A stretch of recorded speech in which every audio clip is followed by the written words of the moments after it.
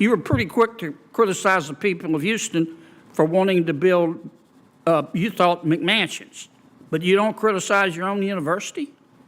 I don't find that to be equivocal comparison between space meant for students who must reside at a university. You don't see the hypocrisy in that? It is your finding and interpretation, sir. But you don't see the irony of the hypocrisy? I'm going to go ahead and say no. Okay. I kind of gathered that would be your answer. Senator Kennedy. Thank you, Mr. Chairman. Welcome, Governor. Professor Keenan, you teach at Tulane? Yes, sir, I do. I have that privilege. And you have your own website, KeenanClimate.com, is that right? Yes, sir, I do. Okay. And you describe yourself on your website as a globally recognized thought leader. Is that correct? Yes, sir. Okay. And you give paid speeches, do you? On occasion, I do. You have your own agent, I believe, according to your website, Lee Bureau. This is correct. And how much do you charge per speech? It varies depending on the audience, the amount of preparation work that goes, and the amount of follow-through. Usually, The last paid speech you gave, how much did you receive? I'm happy to follow up on. You don't remember? I do not. Do you give that money to Tulane? I do not. You keep it? Yes, this is outside of my capacity as a professor. Right. As is standard now, course. You recently sent a letter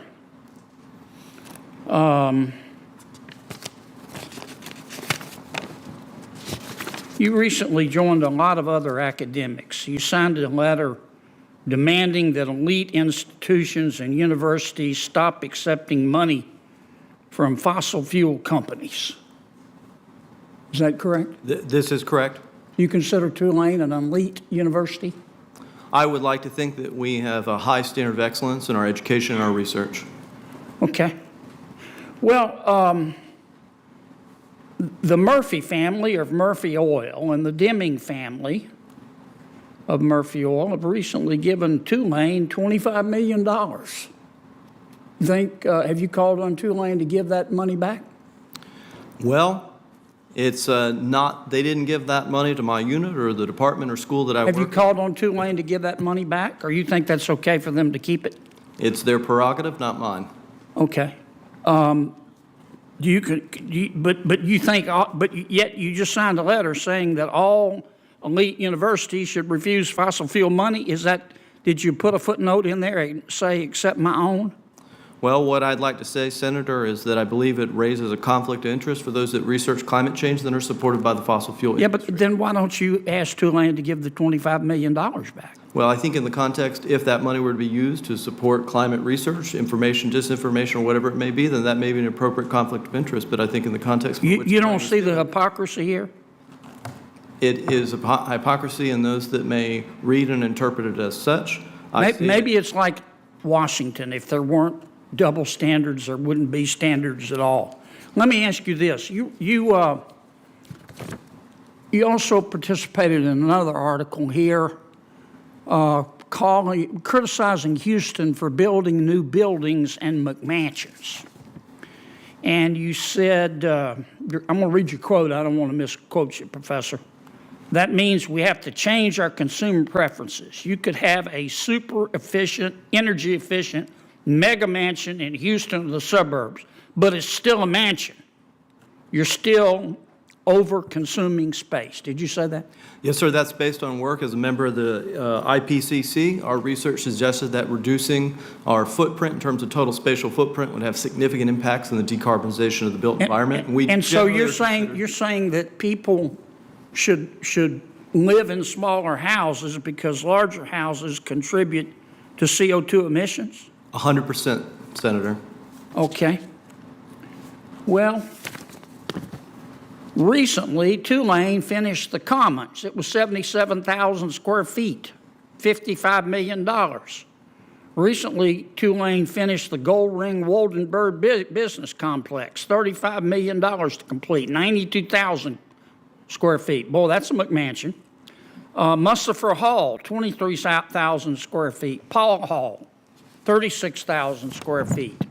Richardson Hall, 50,000 square feet. Housing redevelopment phase 1, 230,000 square feet at Tulane. Have you called upon Tulane to stop these buildings? Sir, the habitable space within those units are roughly the size of the conference room back there and are indeed quite But small. they contribute to, does... Everything that we do, Does sir, the contributes. Commons contribute more to climate change than a McMansion in Houston? You were pretty quick to criticize the people of Houston for wanting to build, you thought, McMansions, but you don't criticize your own university? I don't find that to be equivocal comparison between space meant for students who must reside at a university. You don't see and the those that- hypocrisy in that? It is your finding and interpretation, sir. But you don't see the irony of the hypocrisy? I'm going to go ahead and say no. Okay. I kind of gathered that would be your answer. Dr. Yagan, am I saying your name right? Tell me, if you were king for a day and you could rewrite America's tax code, tell me the 3 changes you would make.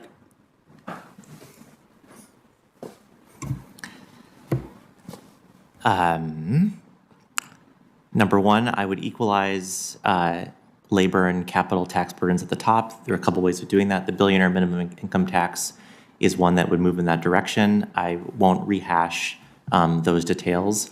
Senator Johnson actually talked about a corporate tax integration type. What's number 2? Sure. Number 2, part of closing the labor and capital disparity is closing the Gingrich-Edwards loophole. And number 3 is ending abuse of trusts. So the estate tax has been eviscerated. Many of those, you take assets that you know are worth a lot. Right now, they're purportedly worth a little because you haven't taken your company public. You put them into a trust, it explodes. Do you support a wealth tax? Do you know what I mean by wealth tax? I do know what you mean by wealth tax. The billionaire minimum income tax taxes income, and that, I think, is the way forward in that space. Well, let me be a little more precise.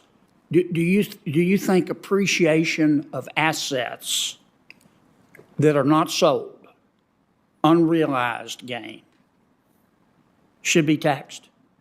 I think you should have to prepay tax on it that will eventually be due at sale, gift, or bequest. What do you mean prepay the tax? Sure. So if I have $5 billion of unrealized capital gains, I have $5 billion of taxable income, and I'm currently paying $1.5 billion on that. So that's a 15% overall tax rate. Well, let's don't complicate this. I want to understand Sure. what you're saying.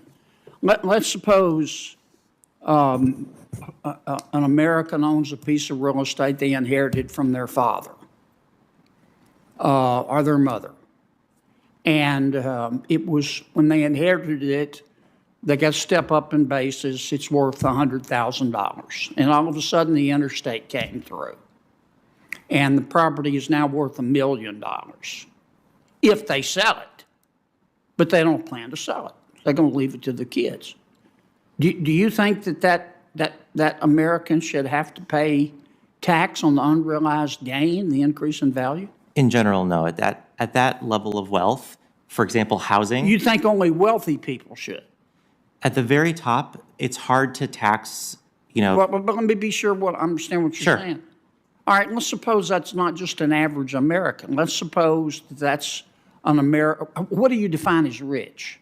In the minimum income tax, it's $100 million of wealth or more. Okay, That's so you think if you're really wealthy, you should have to pay a tax on your unrealized gain?